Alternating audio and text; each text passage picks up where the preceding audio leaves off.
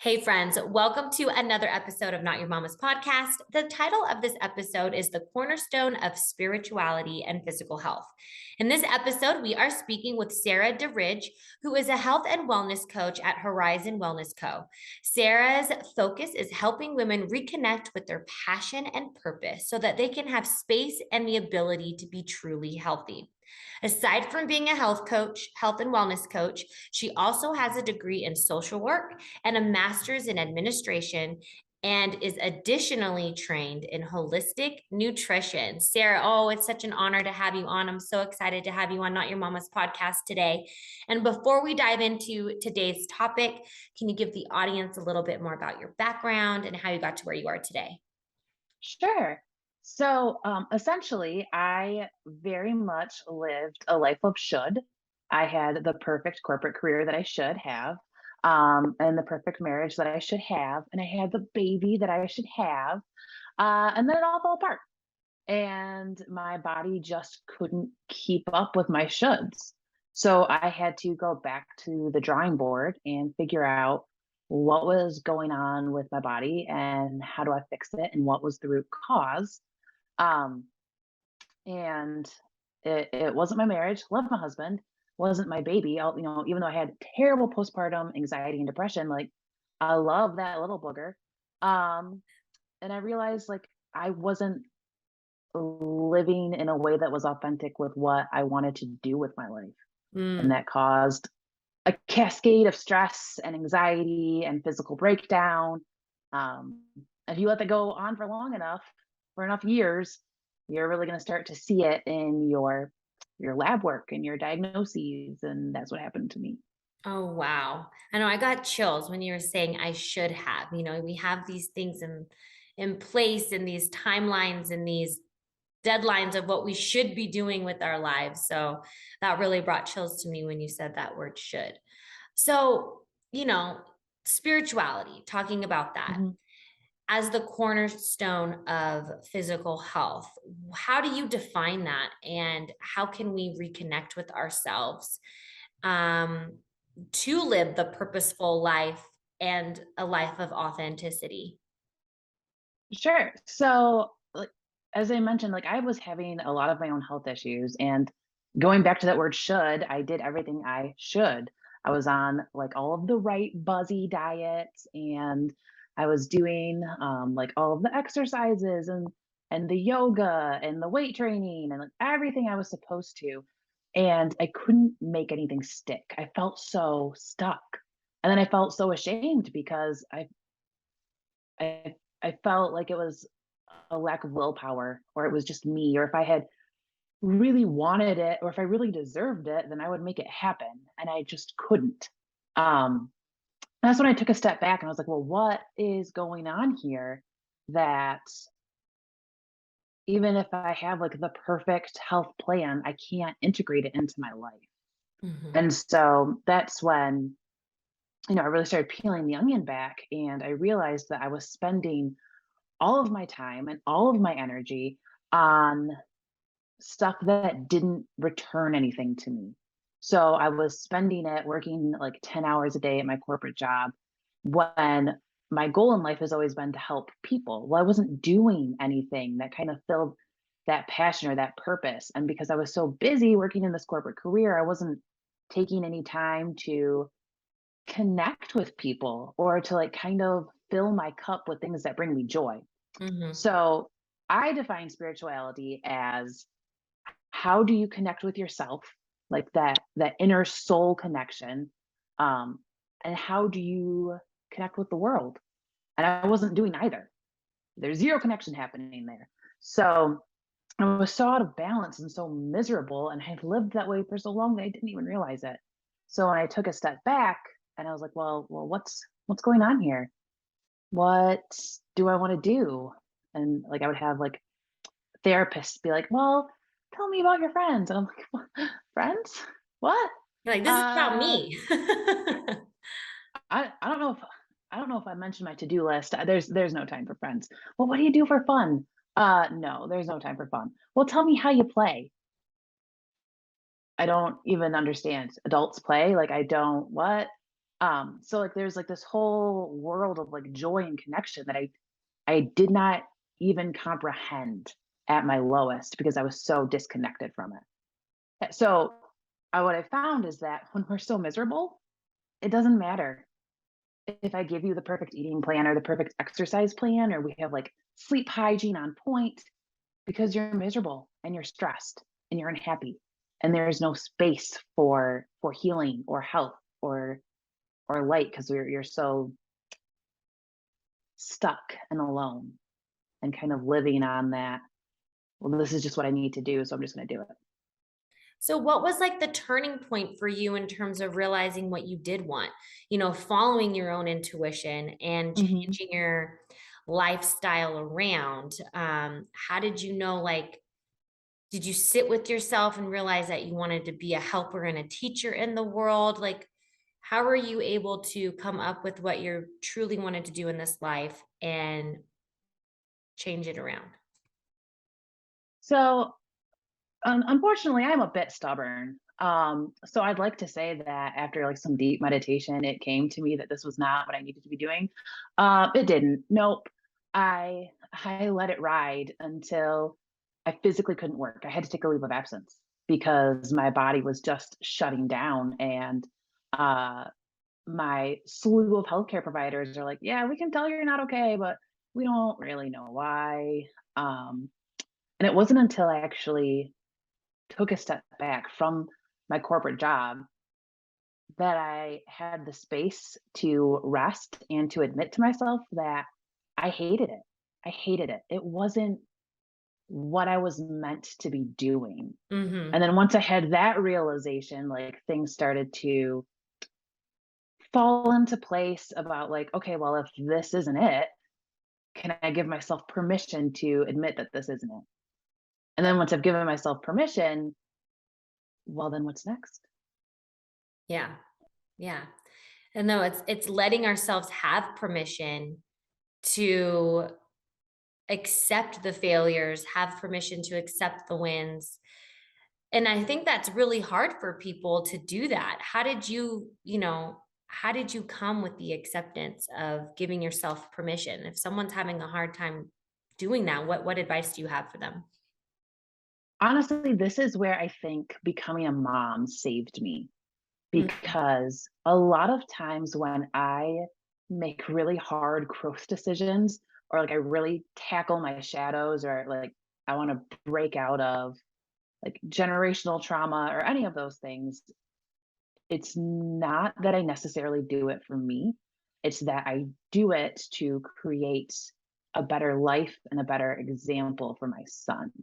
And Yeah. I have found that where I may not be able to motivate for myself, when I use my son as inspiration, all of a sudden I can do anything. Yeah. Yeah, no, it's amazing how those little people can totally Mhm. transform our lives and, you know, shift the directions that we're going and make us like more responsible, maybe more driven, whatever it is for every person's different. But yeah, those little people, man, those people we create, they really have a hold on our hearts and they can really make or break, how we move forward in the life. So, talking about shadows, how can like our shadows when they show up like Mhm. in our health and wellness, like how do we recognize our shadows showing up in that? Sure. So I work a lot on self-sabotage and the idea of self-sabotage. And honestly, the breakdown to that is self-sabotage, in my opinion, is not a real thing. It is your brain protecting you from a shadow. Mhm. So, for an example, let's say that you grew up in a stressful home environment, and one day your parents were fighting, but your aunt handed you a cupcake, and in that moment, you felt better. Well, what your brain has learned is I feel stressed, I feel unsafe, I eat a cupcake, I feel better. So, fast forward 30 years later, you're trying to perhaps lose weight or like manage a chronic condition, you have issues with sugar, and you set a goal for yourself. Well, I'm not eating sugar anymore, I'm not eating sweets anymore. And that is totally sensible, and your brain should be 100% behind it, no problem. But because of that shadow, what happens, and I think a lot of people can probably relate to this, is you got stressed out. Your boss was maybe a little rude. You had a fight with your partner. You know, your kid is sick. Something goes on, and that stress trigger gets hit. Well, to your brain, it only knows one way of handling things. Okay, you're stressed. You don't feel completely safe, so we eat a cupcake, and that shadow comes into play often completely, like, really outside of our awareness. That, well, when I was little, I felt stressed out. This is how I dealt with it.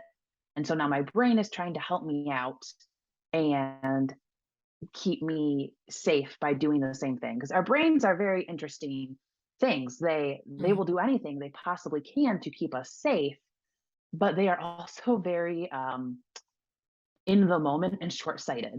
So mm, all your brain cares about is keeping you safe right now. It does not care what that cupcake does to your health tomorrow.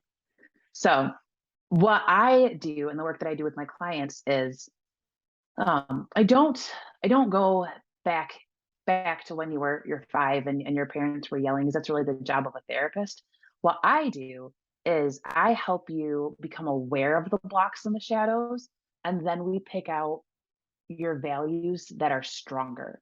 So in that situation, let's say like, well, I want the cupcake, I'm stressed out, but I'm pre-diabetic.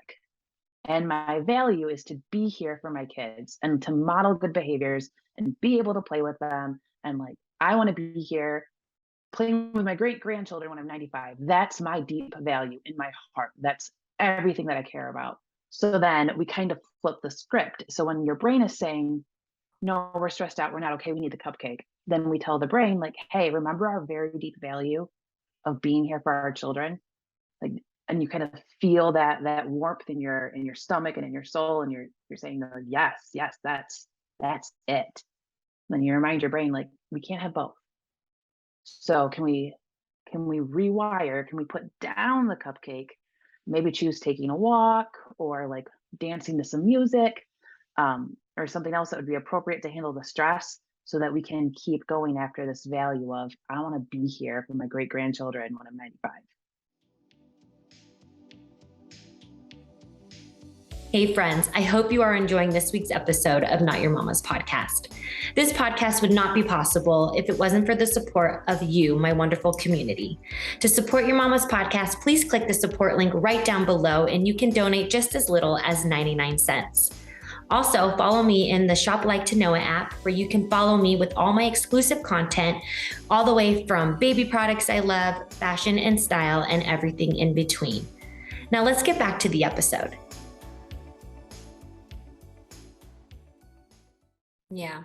I was working with a health, like a life type of coach person. And one thing I think is also a great idea is when you're having these urges, you write down your vision. Like, what is your vision for Hmm. your life? How do you see it? Be really descriptive. And like, if you're having these, you want to have a drink or you want to have a smoke or you want to have that cupcake, whatever your vice is, you pull out your vision and you just start reading it, you know, and put your focus on the vision that you want. And the vision is to be 95 with your great grandchildren, have that in your vision, like what it, what your old age is going to look like and who is going to be surrounding you.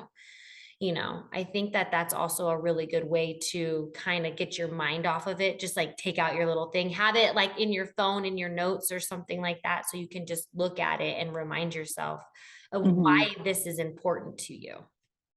Hmm. Exactly, exactly. Because when we really deeply feel it, when it's something that we have like a whole mind body connection, like, yes, this is my passion, my purpose, then the brain is much more agreeable to say, like, okay, I'll give you a little leeway. I'm willing to let you try to convince me that there's another way to deal with stress. Let's check this out. And then the other thing that I really work with my clients on, especially, well, because I work with all females, is that females are cyclical. We work in cycles, and There are days where your best is going to be superhuman. And that's like you have the energy for it, you have the focus for it, you have the drive, and it's amazing. And there are going to be days where that is not the case. Often around your period, because we cycle every month, we cycle every day. And we need to be aware of that and accept that and honor that, because especially as moms, we set unbelievably high standards for ourselves. Um, Crazy standards that I don't even know we would set for other people, but for Yeah. ourselves, they seem like this is what we need to do or Mhm. we're failing. And so sometimes just accepting that like today's best is 25% of my normal energy, and that is okay.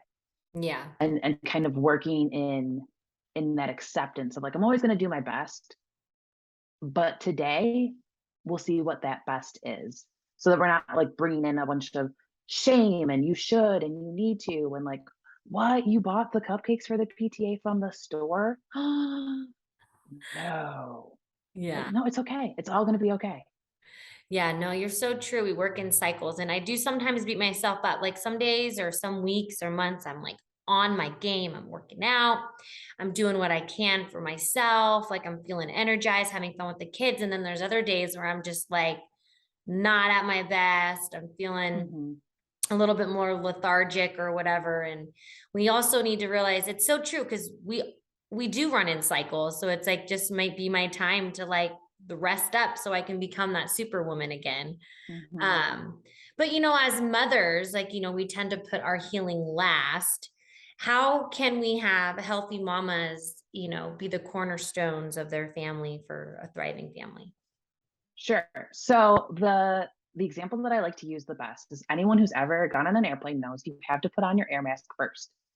You have to put on your oxygen first. Why? Because if you give it to your child or your partner first, you will be passed out by the time you can get to yourself. And we all listen to the spiel before the flight starts. And we're like, yeah, yeah, yeah, that makes total sense. I get it. Put it on first. No problem. But when we come to like take that idea and apply it to our lives as a whole, then the mom guilt and the selfishness rears its head really quickly. And Hmm. we look at our to-do list and we're like, well, yes, I do want to go in my closet and cry. This is true. But Susie has homework and like my partner needs this and what are we gonna have for dinner tonight? And did I pay the water bill? And so it's very easy to say like, well, I cannot take time for myself because all of these other things must get done first. um, and when we do take time for ourselves, sometimes it's not even feeling very rewarding because of the guilt and the shame that gets attached to it. It's like, Hmm. oh, I I took a nap that I desperately needed because the baby's not sleeping and I haven't had a full night of sleep in I don't know, when did I get pregnant? Probably then. That's the last time I slept. Exactly.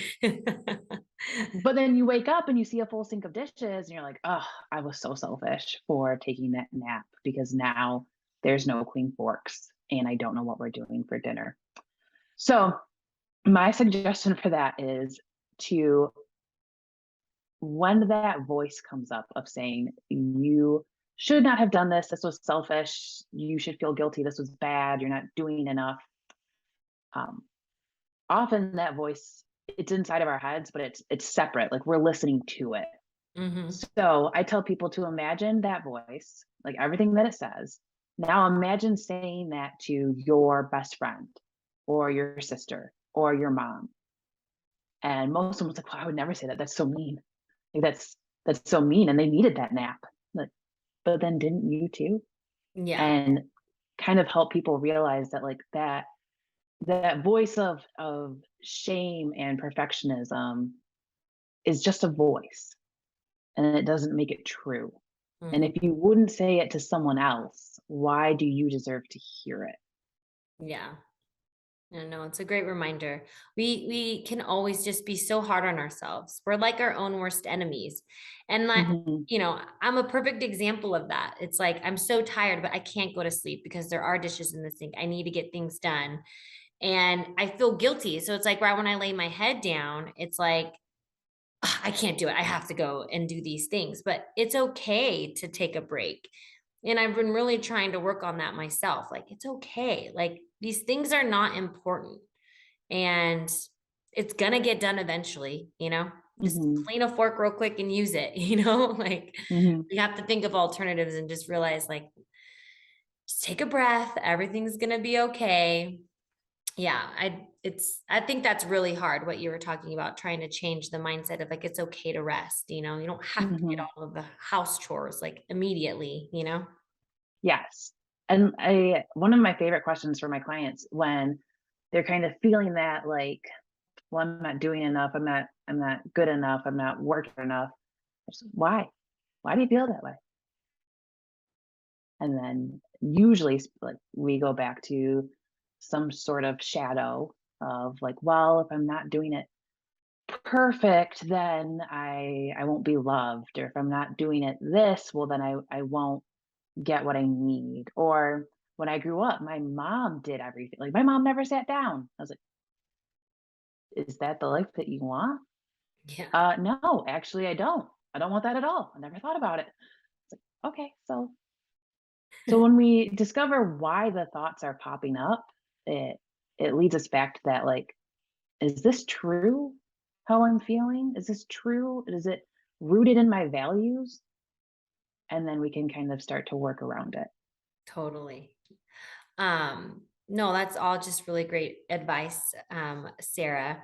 And kind of moving on, I would love to hear your answers to my 4 questions that I have. And my first one to you is, who and what inspires you? Honestly, I inspire me. I love it. I have overcome so much. I have so much trauma and I'm neurodivergent and like got a lot of crap in my history. Um, but I don't quit. So I inspire me. That's good. I think that's a great answer. We should inspire ourselves, honestly. That's very important. And so my second question to you is, what is something you wished you knew when you were younger?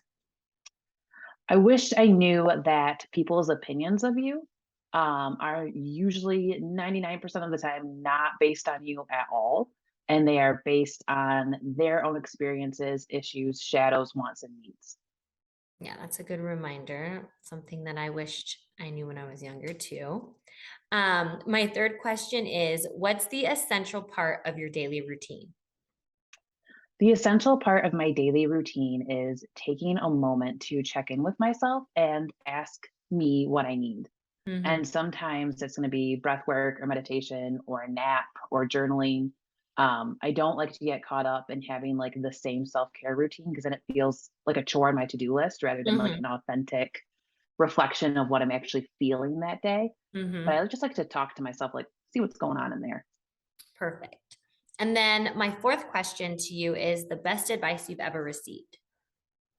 The best advice I have ever received is to not worry about the shoulds. That is great It advice. the only thing that I try to mirror my voice around or now and my work around is just, do I think that this meets my purpose of helping people? No, I love that. I love like coming from your true authentic self and living a purposeful life. That's like what we're here to do, is to find our purpose and live a purposeful life. So, do you have any last words for our audience today before we say goodbye? No, other than if you find that you are feeling stuck and that you have all of these health goals or life goals, wellness goals, and you just can't make them fit into your life, Hmm. uh, I suggest taking a step back and looking at not how do I make my capacity bigger, because can't. It's what is in my life that I don't need that I can let go of to focus on what I actually care about. Perfect.